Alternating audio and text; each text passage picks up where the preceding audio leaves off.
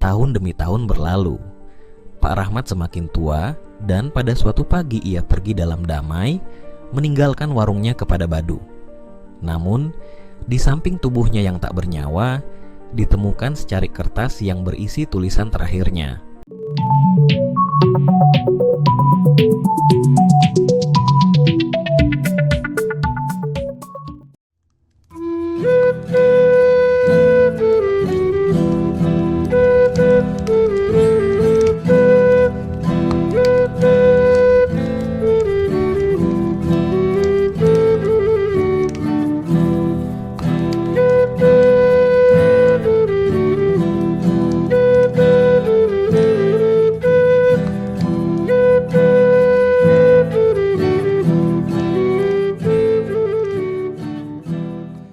Kebenaran objektif di dalam kekristenan bukanlah sebuah spekulasi dari kenyataan yang buta, melainkan melalui pembuktian yang sudah dilakukan oleh ribuan bahkan jutaan orang.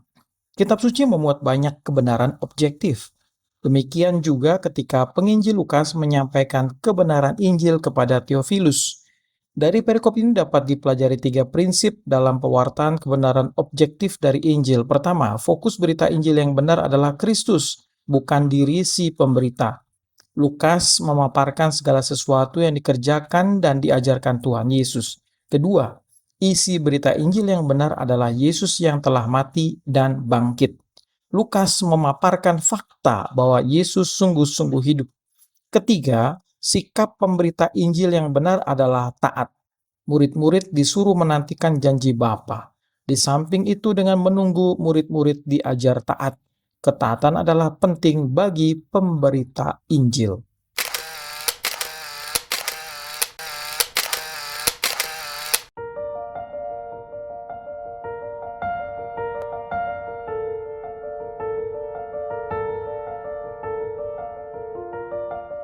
Di sebuah kota kecil yang damai, hiduplah seorang pedagang rempah-rempah bernama Pak Rahmat.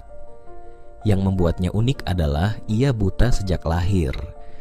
Meski begitu, Pak Rahmat dikenal sebagai pedagang yang paling jujur dan tak pernah merugi.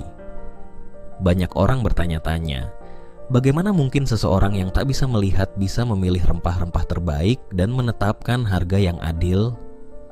Pak Rahmat tinggal di sebuah rumah tua di ujung pasar.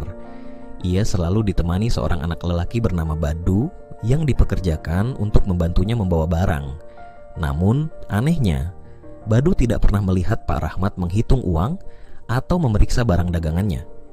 Ia hanya menyentuhnya sebentar, lalu langsung tahu apakah rempah itu berkualitas baik atau tidak.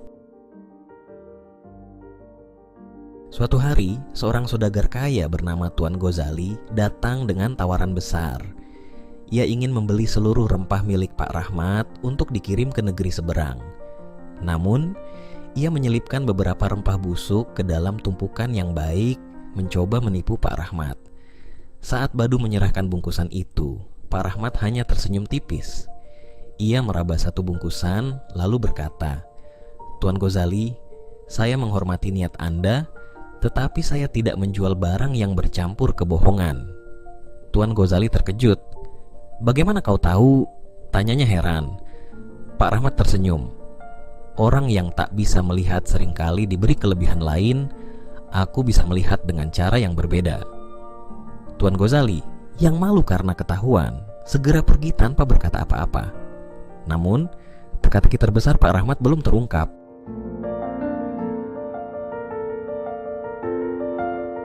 Suatu malam, Badu tak bisa menahan rasa penasarannya. Ia memberanikan diri bertanya, "Tuan, bagaimana Anda bisa selalu tahu kebenaran?" Pak Rahmat menghela napas panjang. "Badu, bukan mataku yang buta, tapi hatiku yang peka. Orang-orang sibuk melihat dengan mata, tapi sering lupa mendengar dengan hati. Aku mendengar ketulusan dalam suara, mencium kejujuran dalam aroma, dan merasakan niat seseorang dalam genggaman tangannya." Badu terdiam. Ia sadar bahwa kebijaksanaan Pak Rahmat jauh melampaui penglihatannya.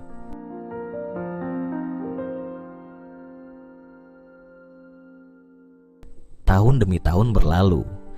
Pak Rahmat semakin tua dan pada suatu pagi ia pergi dalam damai, meninggalkan warungnya kepada Badu.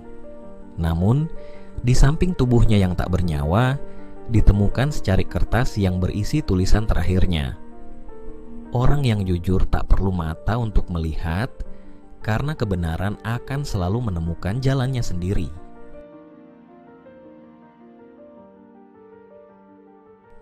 Dan begitulah, kisah Pak Rahmat sang pedagang buta menjadi legenda yang diceritakan dari generasi ke generasi, mengajarkan bahwa kejujuran adalah harta yang lebih berharga dari emas dan permata.